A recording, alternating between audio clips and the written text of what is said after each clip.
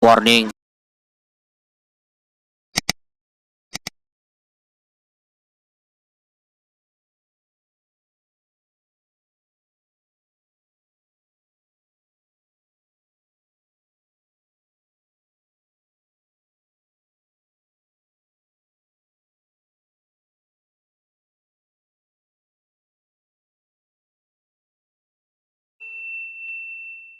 Halo Sobat X Science, jumpa lagi bersama Kak Herman dalam program kesayangan kita, X Science, Eksplorasi Sains.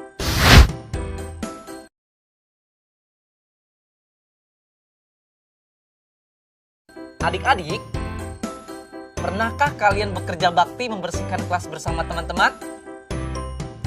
Nah, tahukah adik-adik, kegiatan bekerja bakti seperti mendorong meja, kursi, menyapu, dan kegiatan lainnya terjadi karena adanya gaya yang dilakukan.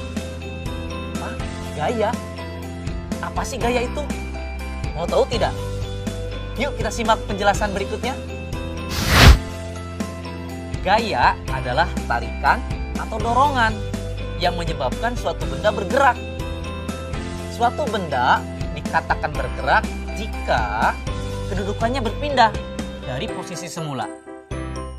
Adik-adik, gaya juga memiliki sifat-sifat tertentu loh. Apa saja sih sifat-sifat gaya itu? Yuk kita simak penjelasan berikutnya. Pertama, gaya menyebabkan benda diam menjadi bergerak. Contohnya, ketika ada mobil sedang mogok, kita dorong, dari tadinya diam menjadi bergerak. Meja yang tadinya diam kita dorong jadi bergerak. Menarik gerobak yang tadinya diam jadi bergerak. Kedua, gaya menyebabkan benda dari tadinya bergerak menjadi diam. Contohnya, pada saat seorang melempar bola, terus bola tersebut ditangkap. Bola tadinya bergerak, ketika ditangkap jadi diam. Itu adalah sifat gaya. Yang ketiga, gaya dapat menyebabkan benda berubah arah. Adik-adik pernah bermain bola? Pernah tidak menendang bola? Kemudian bola tersebut adik-adik sundul pakai kepala. Bola dapat berubah arah dikarenakan gaya yang diberikan pada bola tersebut. Keempat, gaya dapat menyebabkan benda bergerak lebih cepat. Coba acungkan tangan. Siapa yang memiliki sepeda di rumah? Pernahkah adik-adik bermain sepeda? Ketika adik-adik menekan pedal sepeda semakin keras, maka kecepatan sepeda adik-adik akan bergerak jauh lebih cepat. Kelima, gaya dapat mengubah bentuk benda. Ini lebih ekstrim adik-adik, contohnya. Pernah nggak adik-adik melihat mobil tabrakan? Badan mobil yang tadinya bagus, mulus, ketika menabrak sesuatu, maka dia akan hancur atau bentuknya jadi berubah.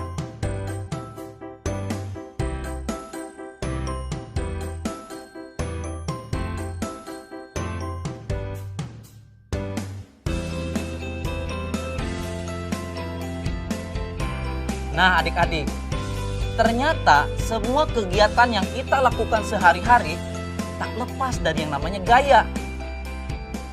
Mudah bukan belajar sains? Saatnya kita bernalar. Yuk, mari kita bernalar ya. Manakah yang benar dari pernyataan berikut ini? A. Kotak A didorong lebih jauh karena gaya yang diterapkan lebih besar. B. Lebih sedikit pekerjaan dilakukan pada kotak B karena gaya dan jaraknya lebih besar. C. Semakin besar jumlah gaya yang diterapkan ke kotak, semakin jauh jarak yang didorong. D. Semua benar.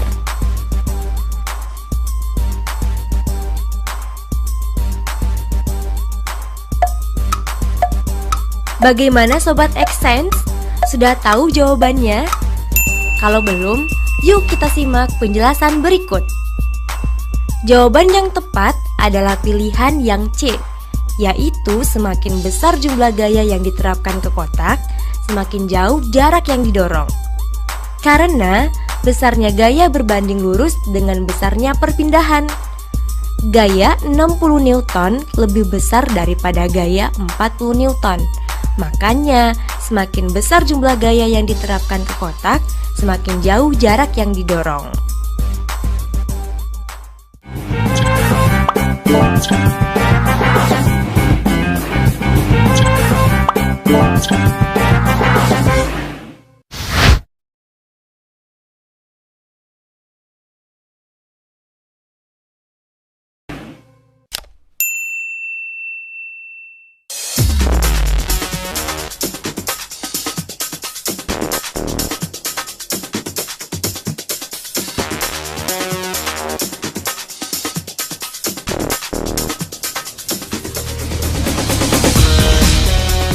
Sobat Xsense, sudah lihat tayangan tadi kan? Nah, menurut Sobat Xsense, gaya apa yang berperan pada mobil kren sehingga bisa menarik logam besi, dan gaya apa yang terjadi saat seorang anak menjatuhkan bola dari ketinggian? Mau tahu penjelasannya? Yuk kita simak bersama penjelasan berikut. Adik-adik, ternyata gaya itu banyak jenisnya loh. Kira-kira apa saja sih jenis-jenis gaya itu? Baik, kita bahas. Yang pertama adalah gaya gravitasi. Contohnya, gaya gravitasi adalah gaya gravitasi bumi. Semua benda yang jatuh pasti akan menuju ke pusat bumi. Yang berikutnya adalah gaya gesek. Gaya gesek adalah gaya yang timbul akibat dua permukaan benda saling bersentuhan.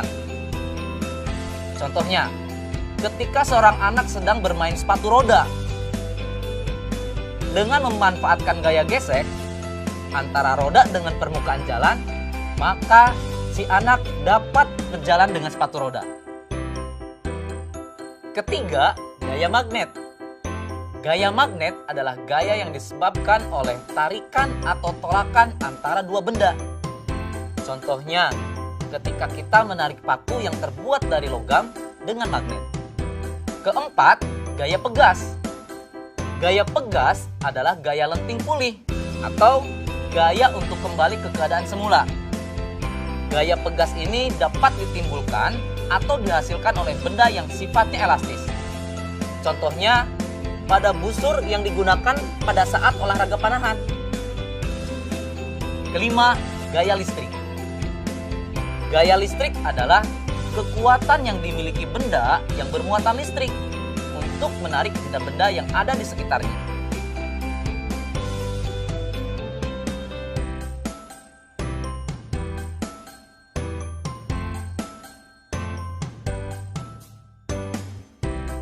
Bagaimana adik-adik?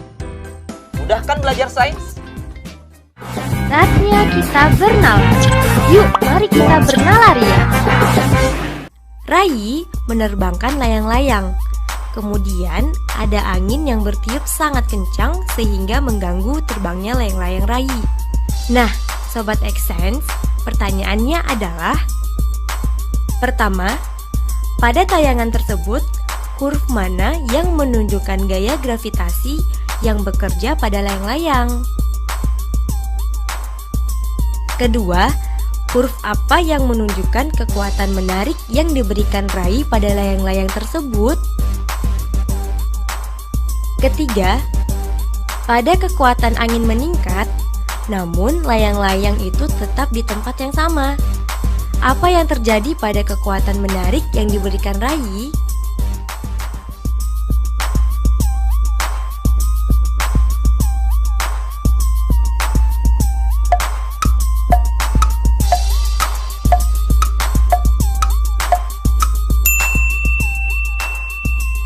Bagaimana Sobat Xsense?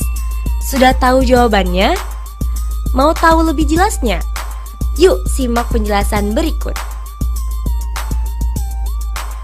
Gaya gravitasi pada layang-layang ditunjukkan oleh huruf C. Gaya kekuatan menarik dari rai ditunjukkan oleh huruf D. Kekuatan menarik rai harus diperbesar sehingga akan sebanding dengan gaya angin kencang yang menghadang layang-layang tersebut.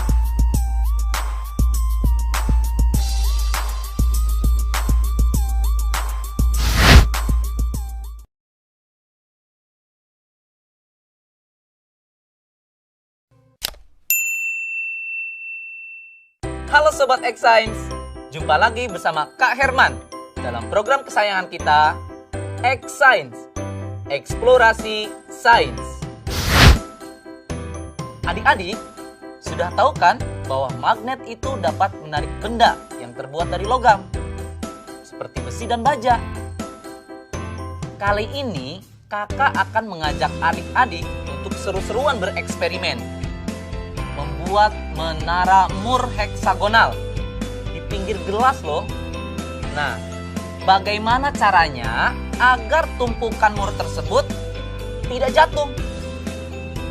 Kira-kira gaya apa saja sih yang terdapat pada eksperimen tersebut? Mau tahu jawabannya? Ikuti dan simak langkah-langkahnya ya.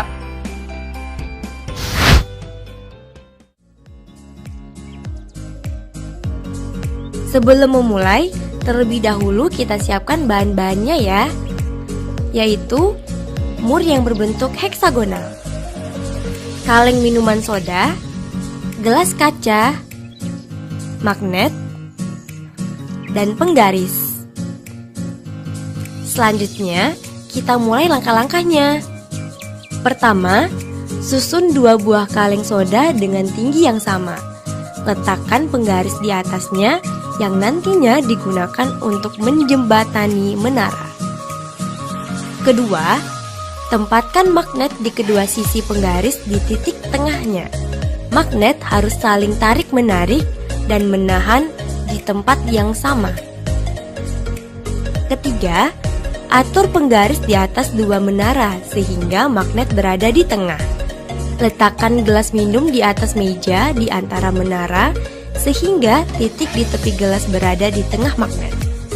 Keempat, pasang Moore heksagonal ke magnet di bawah penggaris sehingga satu Moore heksagonal saling terhubung ke yang lainnya.